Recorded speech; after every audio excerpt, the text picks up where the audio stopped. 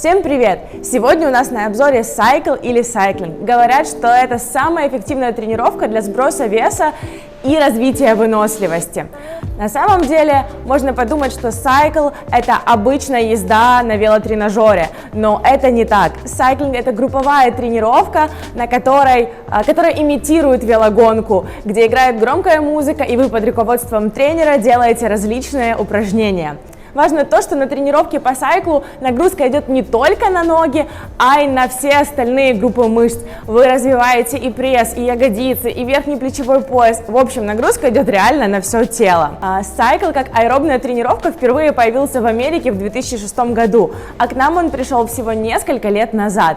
Но это все теория и фразы из интернета. А как выглядит тренировка по сайклу изнутри и что там происходит на самом деле, я покажу тебе сегодня. Меня зовут Виктория Сидорович. Поехали!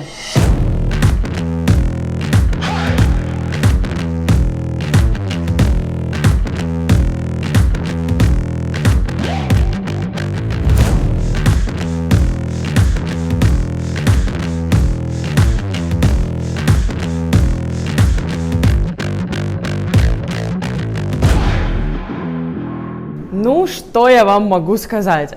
Это был очень интересный опыт, такой хардкорчик, если честно.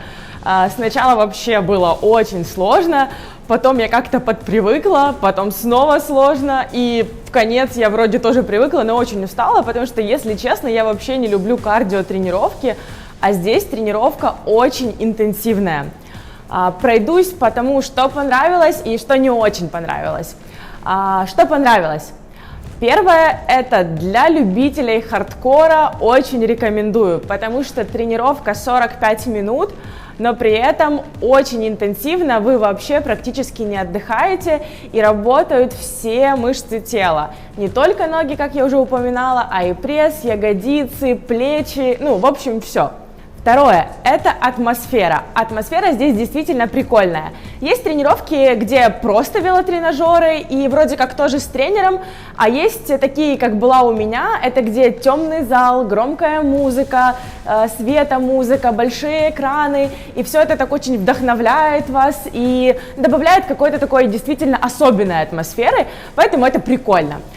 Третье – это то, что на каждом сайкле есть экраны, которые выводят ваши показатели. Сколько калорий вы сожгли, сколько вы проехали, какая ваша скорость и так далее. То есть вы можете за всем этим наблюдать. Что еще интересно, справа всегда есть турнирная таблица, то есть вы можете увидеть всех занимающихся. Соответственно, развивается такой соревновательный дух. Кто же первый? Если вы любите такие соревнования, то вам тоже точно зайдет. Что по поводу сброса веса? Если честно, я начиталась в интернете, что за одну тренировку можно сбросить около 700 калорий. Но в моем случае на первой тренировке мне удалось сбросить только 150. Я скидываю это на то, что я была очень новичком, и может быть поэтому, но не знаю. Я думаю, что те, кто дольше занимается, если вы будете постоянно тренироваться, то можно дойти действительно до такого классного результата. И последнее, мне очень зашел такой целостный подход на тренировке, потому что после основной тренировки у нас еще была растяжка возле сайкла, а это значит, что после того, как мы понапрягали все группы мышц, мы их расслабляем, и это действительно очень с заботой о здоровье, а для меня это всегда очень важно. Теперь перейдем к тому, что мне не очень понравилось. Первое – это то, что когда приходишь на первую тренировку, нужно настраивать сайкл. Вроде как это нормально, при этом всегда есть некоторая неловкость, потому что есть часть людей, которые уже знают, как это делать, а я не очень знала, и мне нужно было настраивать сиденье и все эти вещи. Но, с другой стороны, вы всегда можете прийти пораньше и ознакомиться с тренажером заранее, что просто снизит уровень стресса в данном случае. Второе – это температура в зале. Когда я очень активно тренировалась, мне было жарко, но потом, если мы снижали уровень нагрузки, мне становилось прохладно, потому что здесь очень хорошее кондиционирование, и это как бы плюс, но в то же время в таком виде я мерзла, поэтому, возможно, стоит брать с собой что-нибудь наверх накидывать, чтобы не мерзнуть во время тренировки.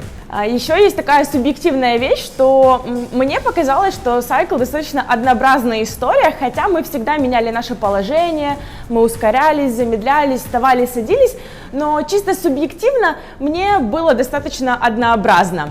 Но, как вы понимаете, это все очень на любителя.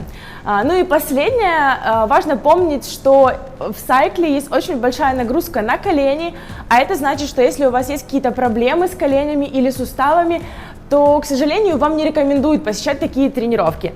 При этом я могу сказать, что пока не попробуешь, не узнаешь, поэтому сначала пробуйте, а потом принимайте решение, хотите ли вы заниматься этим постоянно или нет.